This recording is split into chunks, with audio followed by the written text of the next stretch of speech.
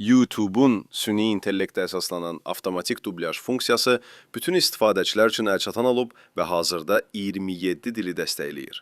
Lentas xəbər verir ki, ilk dəfə 2024-cü ildə məhdud sayda kontent istehsalçısı ilə sınardan keçirilən texnologiya videoların müxtəlif dillərdə izlənməsinə imkan yaradır.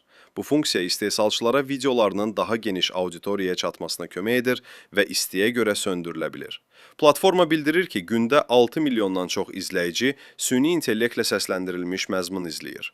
Daha təbii səs üçün ingilis və ispan dili daxil olmaqla 8 dildə danışanın tonunu qoruyan yeni ifadəli danışıq sistemi tətbiq olunub.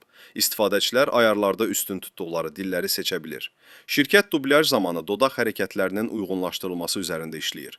Funksiyanı aktivləşdirmək üçün YouTube Studioda ayarlardan avtomatik səsləndirməyə icazə ver seçimi işarələnməlidir.